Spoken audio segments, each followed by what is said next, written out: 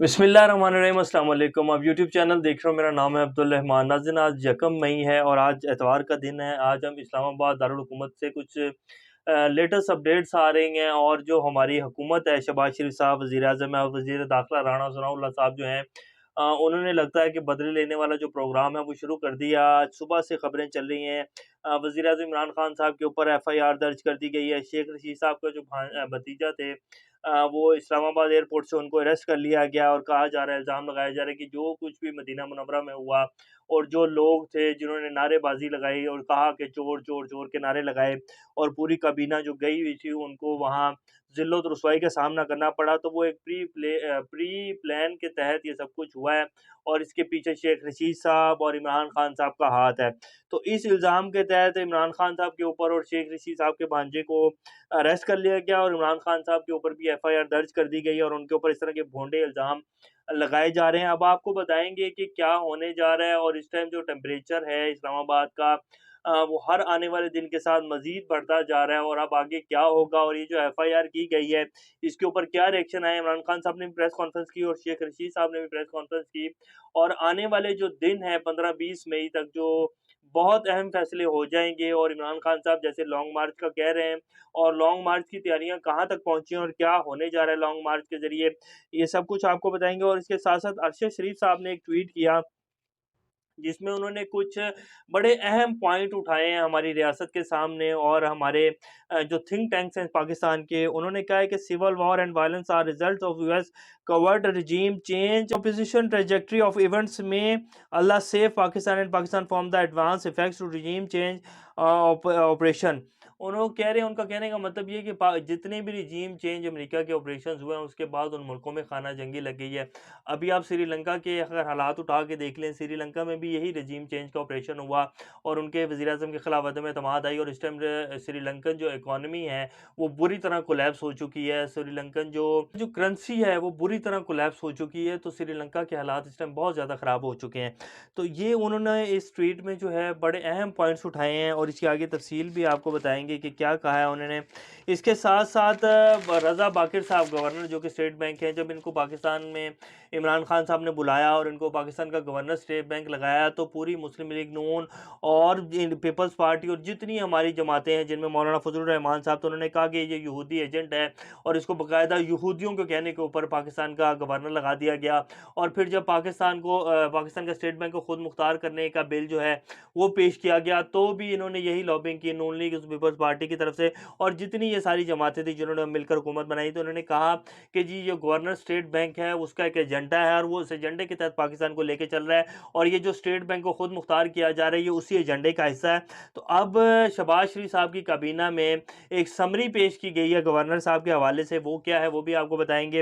इससे पहले अगर आप लोगों ने चैनल को सब्सक्राइब नहीं किया तो रेड बटन को प्रेस कर लें और बेल आइकॉन को भी प्रेस कर लें ताकि लेटेस्ट अपडेट्स आप लोगों को मिलती रहें और ये जो हमारा ताल्लुक है ऐसे ही जुड़ा रहे। सबसे पहले हम बात कर लेते हैं कि शेख रशीद साहब के भतीजे के ऊपर एफआईआर दर्ज कर दी गई और बल्कि एफआईए ने उनको एयरपोर्ट से गिरफ़्तार कर लिया। जब वो आज सुबह सऊदीया से वापसी हो रही थी, उनके इस्लामाबाद एयरपोर्ट से उनको गिरफ़्तार कर लिया गया और उनके ऊपर इल्ज़ाम लगाया गया कि शेख रशीद साहब और इनके भतीजे ने ये सब कुछ किया है और इन्होंने बाकायदा बंदे प्लांट किए हुए थे मदीना मुनव्वरा में और बाकायदा एक सोची समझी साजिश के तहत और इमरान खान की इमा के ऊपर ये जो नारेबाजी हुई है और चोर चोर के नारे लगाए गए हैं मदीना मुनव्वरा में, ये सब इन लोगों का प्लान था। हालांकि ऐसा कोई भी प्लान नहीं था और ऐसा कुछ भी नहीं था। इमरान खान साहब वो आदमी हैं जिन्होंने पाकिस्तान को और इस्लाम के पूरे उम्मत इस्लाम के परचम को लेकर चले और उन्होंने एक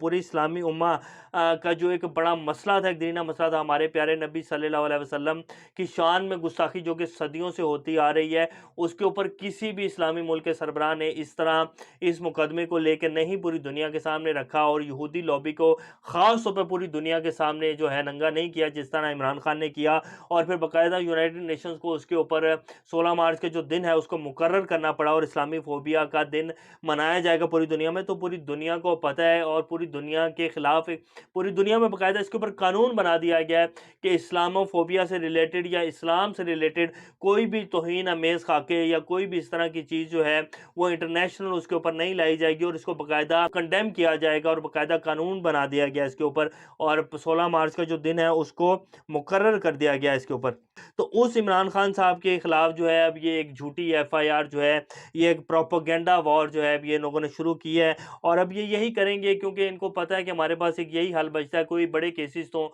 कोई करप्शन के केसेस तो इमरान खान के ऊपर है नहीं और ना ही वो करप्ट शख्स है, तो इसी तरह के झूठे मुकदमे और बेबुनियाद मुकदमे बनाकर ये लोग इस तरह के हथकंडे इस्तेमाल करेंगे और ये जो लॉन्ग मार्च है इससे पहले पहले इस तरह की कार्रवाइयाँ करेंगे, लेकिन इनसे कुछ भी नहीं बनेगा। इनके दिन जो हैं वो गिने जा चुके हैं और ये इस टाइम में जो है इस्लामाबाद में चल रहा है। अब आपको बता देते हैं कि अरशद शरीफ साहब ने जो कहा है वो भी आपको बता देते हैं। वो कह रहे हैं कि civil war and violence are results of US covert regime change, opposite trajectory of events. May Allah save Pakistan and Pakistani from the adverse effects of regime change. Early elections can avert this scenario. The more the crisis prolongs, higher the cost for everyone. उन्होंने कहा है कि early elections जो हैं वो इसका वाहिद हल है और पाकिस्तान के जितने भी आप बड़े बड़े तजिया निगार और बड़े जो अच्छे ऑब्जर्वर्स हैं जो इस टाइम पाकिस्तान की सिचुएशन को देख रहे हैं और वो देख रहे हैं कि किस तरह ये सारा सब कुछ चेंज हुआ है और इसके पीछे कौन कौन सी साजिश थी, कौन कौन से मकासद थे जिन्होंने अपना ये सब कुछ किया है और उनका मकसद क्या था इसके पीछे करने का, कौन कौन सी ताकतें इसके पीछे थी। तो वो सब लोग यही कह रहे हैं कि पाकिस्तान में अर्ली इलेक्शन हो जाने चाहिए और ये इलेक्शन होंगे तो पाकिस्तान स्टेबल होगा, वरना अगर जिस तरह ये एक तनाव का शिकार है पूरे पाकिस्तान की आवाम, पाकिस्तान की सियासत, पाकिस्तान का हर अदारा और पाकिस्तान का जो इस टाइम माहौल है वो बिल्कुल तनाव का है, तो ये किसी भी सूरत हाल में जो है पाकिस्तान के लिए ठीक नहीं है। और इसी तरह के तनाव से जो है फिर ये जो बैरूनी ताकतें होती हैं और बैरूनी जो एजेंसियाँ होती हैं जो कि मुल्क दुश्मन अनासिर होते हैं वो इस चीज़ का भरपूर फ़ायदा उठाते हैं। और मेरा जहाँ तक अपना तज़िया है ये इससे ज़्यादा तनाव का जो है शिकार नहीं होगा और लॉन्ग मार्च तक भी नौबत नहीं आएगी और इससे पहले पहले ही जो है ये सब सारे मामला हल हो जाएंगे। अगर लॉन्ग मार्च तक नौबत आई तो फिर वैसे पाकिस्तानी कौम जो है और पाकिस्तान ये जो हमारे अदारे हैं ये इनकी तारीख़ रही है कि ये बिल्कुल जो है ज़मीन चाट कर वापस मुड़ते हैं। तो देखते हैं कि अभी भी कुछ हमारे जो आला ऑफिशल्स हैं और हमारे अदारों को ये पिछले 70 साल का देख कर और ये सब कुछ देख कर अगर समझ नहीं आई तो फिर अल्लाह की मर्ज़ी है, फिर देखा जाएगा जो होगा। लेकिन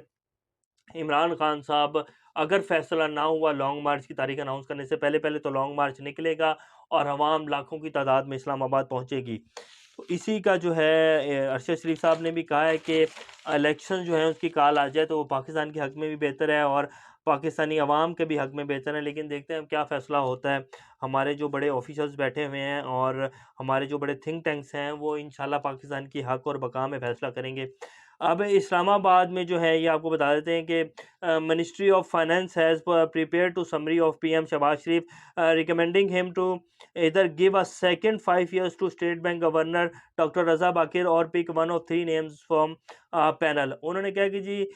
समरी बना के भेज दी और उन्होंने सजेस्ट किया है कि रज़ा बाकिर साहब जो हैं उनको अगले 5 साल भी दे दिए जाएँ या फिर अगर आप नहीं देना चाहते तो एक 3 नामों की लिस्ट है उनमें से चूज़ कर लें। तो ये वही रज़ा बाकिर साहब हैं जिनके खिलाफ नून लीग ने, पीपी ने और ये सब ने मिलकर साजिश की थी कि ये तो जी यहूदी एजेंट है और ये इसको क्यों लगा दिया है और ये इसको निकाल देना चाहिए। तो अब उसी की जो है दोबारा तौसीह जो है की जा रही है। तो ये तो हमारे हालात हैं। हमारे मुल्क के सियासतदानों के मुनाफ़क़त बहुत भर चुकी है इस मुल्क की सियासत में। वही चीज़ अगर ये लोग कर रहे हैं तो ठीक है, अगर पुराने कर रहे थे तो वो गलत थी और अब वही सब कुछ हो रहा है जो ये लोग अब आके कर रहे हैं। झूठे मुकदमात और झूठे प्रोपेगेंडे जो हैं करने शुरू कर दिए हैं। बहरहाल अब लास्ट में आपको एक थोड़ी-सी एक एंटरटेनमेंट वाली ख़बर भी दे देते हैं, ये भी ज़रूरी है। ये अब एक सहाफ़ी हैं हमारे बड़े सलीम सहाफ़ी साहब, बड़े मोतबर सहाफ़ी हैं पाकिस्तान के। उन्होंने एक ट्वीट किया 24 अप्रैल 2022 को। पता चला है कि वज़ीर-ए-आज़म शहबाज शरीफ अपने अपने दौरे में सऊदी अरब अरब पर कई दर्जन अफराद पर मुश्तमिल काफिला और इत्तेहादियों को भी साथ ले जाना चाहते हैं। ये मेज़बान मुल्क को भी अच्छा नहीं लगता, ये किसी सूरत मुनासिब नहीं। सिर्फ ज़रूरी हुकाम को साथ जाना चाहिए। सरकारी दौरों के नाम पर उम्रों का ये सिलसिला भी ख़त्म होना चाहिए। ये 24 अप्रैल तक मेरा ख्याल है सलीम साफ़ी साहब को दावत नहीं गई थी, तो उन्होंने ये ट्वीट किया और अब ये आपकी स्क्रीन के ऊपर चल भी रही है, जहाँ आप देख सकते हैं ये सलीम साफ़ी साहब पीछे बिल्कुल नज़र आ रहे हैं आपको। तो वो भी अब खैर उम्रे का हिस्सा बन गए हैं और ये सारी काबीना का हिस्सा बन गए हैं जो उम्रे पे लेके गए हैं शहबाज शरीफ साहब। और अगर ये नहीं ऐसा हुआ और सलीम साफ़ी साहब अपने खर्चे पे गए हैं, तो फिर उनको इस खबर की तस्दीक कर देनी चाहिए। आज ये सुबह से ट्विटर के ऊपर चल रहा है। तो ये आज की लेटेस्ट अपडेट्स हैं। इंशाल्लाह नेक्स्ट अपडेट के साथ दोबारा आप लोगों के सामने हाज़िर होंगे। तब तक अपना और इस चैनल का ख्याल रखिएगा। अल्लाह हाफ़िज़।